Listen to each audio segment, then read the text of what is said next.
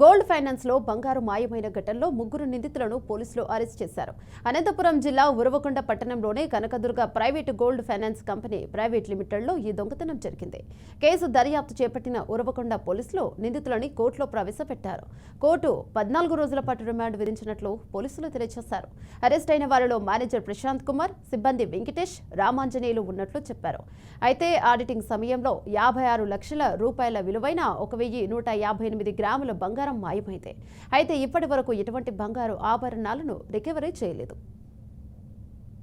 సంవత్సరం జనవరి నెల 26వ తేదీన మన ఉరవకొండ టౌన్లో ఉండే కనకదుర్గ గోల్డ్ ఫైనాన్స్ సంబంధించి దాంట్లో వాళ్ళ ఎంప్లాయీస్ కర్నూలులో పనిచేసే తిరుపాల్ రెడ్డి మరి ఇంకొక ఇద్దరు వచ్చి మాకు ఫిర్యాదు చేసినారు.